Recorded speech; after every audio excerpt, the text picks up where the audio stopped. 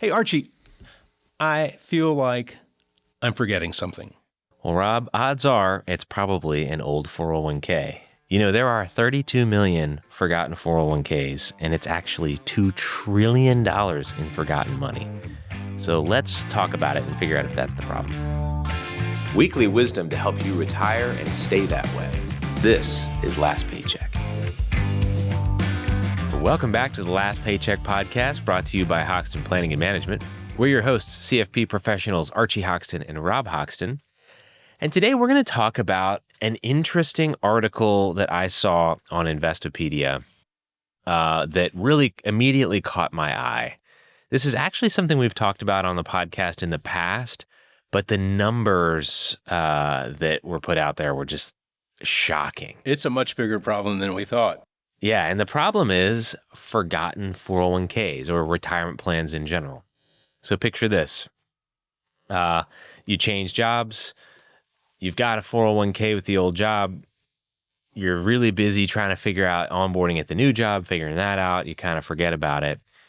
And a long time goes by. Well, this happens all the time. And what's crazy is that there are 32 million forgotten 401ks that we know are forgotten. And it accounts for $2 trillion in forgotten assets. $2 trillion. Yeah. My goodness. That's a little bit more than finding a $20 bill in the dryer. Yeah. Which is an awesome thing. Yeah. It's always fun. You put on your winter coat after a long hiatus of not needing it, and you reach in the pocket, there's $20, and you think, oh, that's a nice surprise. Yeah. Maybe you even put one in there on purpose to sort of cheer yourself up from the winter kind of sad feeling. But this is a much bigger deal. And so, especially because there's such a problem with people not being prepared for retirement in this country. We like to talk about it as being forgotten 401ks. And I suppose there is some degree of that, but you can almost picture how this goes, because it's getting your 401k from a former employer is kind of a daunting task, right? I mean, it's not easy. Yeah, it's like, okay, well, how do I do it? And it's not the same from one employer to the next. We know that because we do it all the time, but terminology is different from every employer, from every custodian. Oftentimes you have to talk to that employer again. Mm-hmm. And if your departure was kind of awkward, which oftentimes it is, it's not that much fun to call back and talk to. In a small business, you may even be talking to the owner of the business, right, who you could have had some dispute with. At the very least, you're probably talking to the HR people. Mm-hmm. So it's an easy thing to put off until tomorrow. And if you put it off for enough tomorrows, then it becomes easy to forget about. Yeah. Well, and the other thing is, usually most of these retirement plans are kind of stuck in the old days where they literally mail a check with your funds, often directly to you, which means there could be a week or 2 weeks where you're not really sure where that money is. You see a zero balance in your 401k, and then there's a check somewhere out in the mail. It can be stressful and easy to put off. Yeah, and if you left a job and moved to another address or another town, city, or even country, mm-hmm, and they mail a check, if it doesn't get forwarded to you, that's a problem. Right. You can see how this can happen, and really smart people leave money behind in 401ks. Right. The average forgotten 401k balance is $67,000. So we're not talking about... It's not chump change. It's not the $20 bill. This could be meaningful for your retirement goals. And then, too, it's so much more frequent because the average American changes jobs 12 times throughout their career, which is amazing. And that's happening more as people realize that sometimes, especially in recent years, you're incentivized. You can make more money if you change jobs rather than staying at the same job. You can bump your salary more quickly that way. But that's 12 retirement plans that you have to figure out what you're going to do with the funds. Mm-hmm. And And you can actually think that you've rolled your funds over or that you've taken your funds only to find out later that some of your funds stayed behind. Yeah. So if you take for instance, if you have a 401k that you've been putting money in, you are fully vested in those funds, the money that you had withheld from your paycheck that went into that plan. You're immediately fully vested, which means that if you leave, you take 100% of it. Mm-hmm.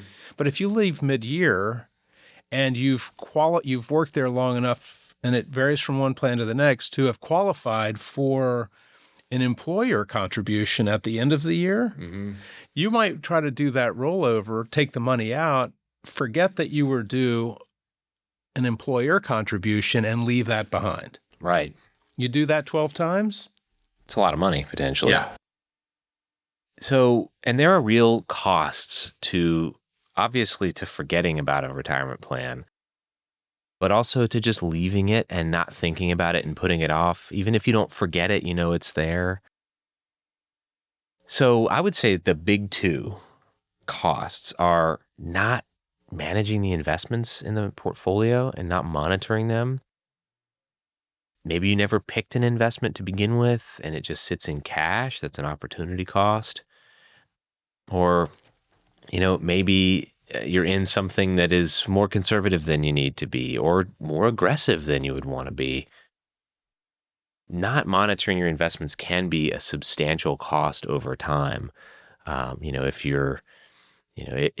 you had hindsight, mm-hmm. And you could look back and say, wow, I earned like 1% because it was sitting in a stable value fund. I could have put it in the S&P 500 fund that was available and monitored that. And, I could have earned 7% or 10% on average every year that it was there. I'd have a lot more money. So not keeping an eye, if you just leave it there, it's easier to just sort of have all these plans and not really watch any of them. So that's a definite hidden cost, an opportunity cost in that case. Another is when you're working for an employer, oftentimes the employer subsidizes the cost of your investments. Mm-hmm. Like if there's an investment manager that's managing those investments, your employer may be paying that cost for you.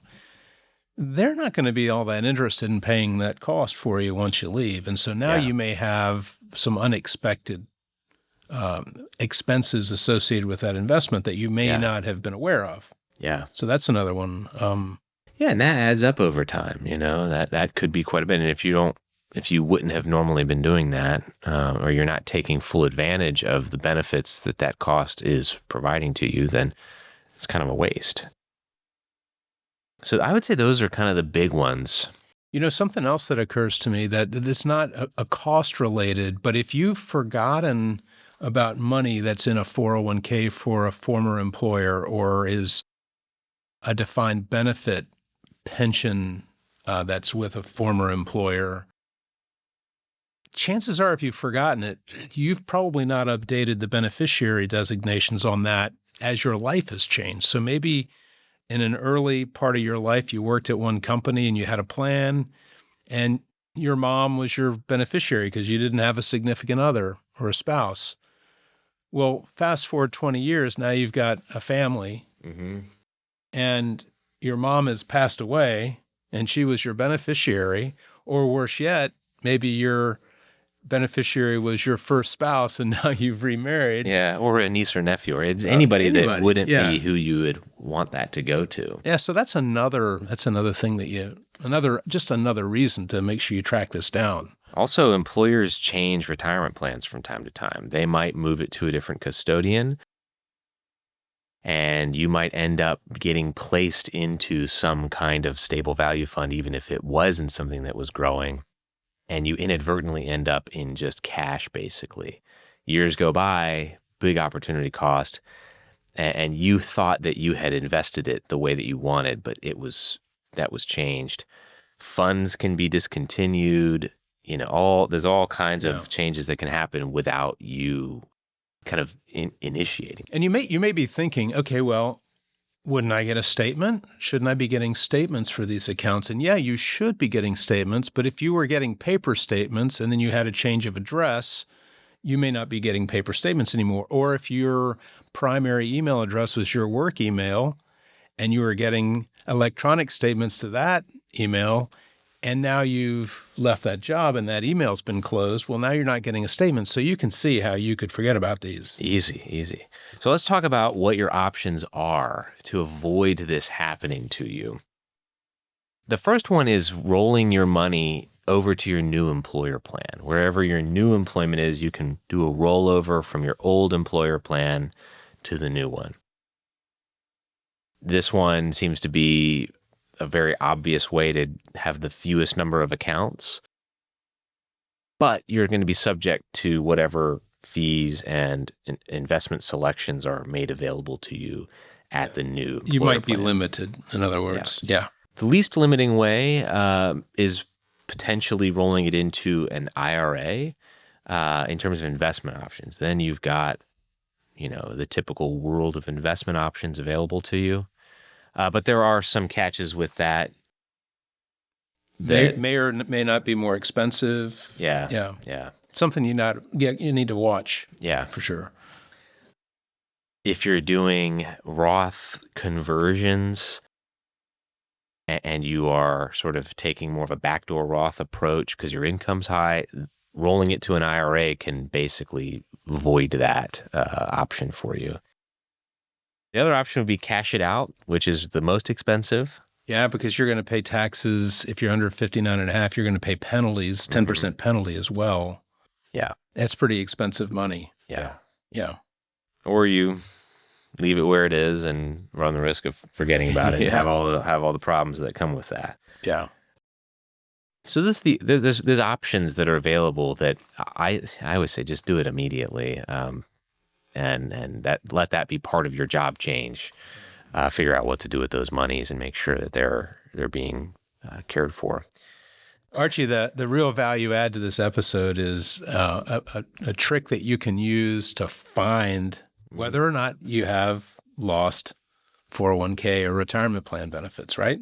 Yes, there are several databases where if, let's say your employer, you move, you were using your work email for the 401k, and the custodian who manages the 401k can't get a hold of you. They've gotten return to sender in mail. They've gotten emails that have been kicked back undeliverable. They might register your retirement plan with one of these databases. So there's a federal Department of Labor database. It's the Retirement Lost and Found database. Hey, I have the URL for that, which I'll just quickly state. It's https://lostandfound.dol.gov. You have to register at login.gov to have a password before you can get access to it. But that's it. And we'll put that on the screen. That'd be a good first place to look. Yep. There are also state databases. And then there's also one called unclaimedretirementbenefits.com, which is not a government one. But anyway, this was, not a bad idea to just go check it out and say, hey, maybe I've forgotten something. Another great thing to do would be make a list of your employers and go back and just say, all right, I worked here, here. And then essentially figure out, did I have a retirement plan? You could call them, if you're not sure. And if you end up finding, I've spoken to people who've come to me and said, I just found, $20,000 that I forgot about. So it's not a bad idea to kind of go back and look and use these resources. And maybe you did forget about it. Maybe life got crazy and you were changing jobs and having other crazy things, moving, buying a house, whatever. And you forgot about it. And you might find, several thousand or more that can add to your retirement plan. Yeah. And I've got friends who've had as many jobs as they've had, girlfriends, and it can be quite a daunting process to write them all down. Those of us who've only had 2 jobs, it's super easy. Right. But it can take time. But just think about it. If you find some money and you can get it, you may ask your financial advisor, if you have one, to help you go get it. because they're going to be pretty well qualified and able to assist. Yeah. And, because there are some key, like with rollovers from an employer plan, it's not like you go, I've got an IRA over at this big company and I want to move it to this other big company. That's usually, you can do it online. It's like a couple business days for the transfer, super smooth and easy. These often involve either an in-depth phone call with the provider or sometimes a kind of a complicated form where you have to know a range of terminology. Every company uses different terms. Sometimes signature guarantees. Sometimes there's lots of steps. Spousal signature notarized sometimes. So, I recommend getting some help if you have a financial planner. If you do, they do this kind of stuff all the time. So, so just be prepared, and it can't hurt to kind of go back and do an inventory and say, well, what's 20 minutes of my time, 30 minutes of my time? Maybe I find $50,000 or something like that from on an hourly basis. Yeah. On an hourly basis, that's a pretty good rate. That is. Yeah. So anyway, we hope that this is useful. That's about all the time we've got. But if you liked it, like the video, subscribe to the channel, leave us a comment if you have ideas that you'd like to hear us do an episode on. Share it with your family and friends, and we'll look forward to seeing you next time. You've been watching Last Paycheck, weekly wisdom to help you retire and stay that way. If you like this show, be sure to hit like and subscribe. Last Paycheck is available anywhere you get your podcasts.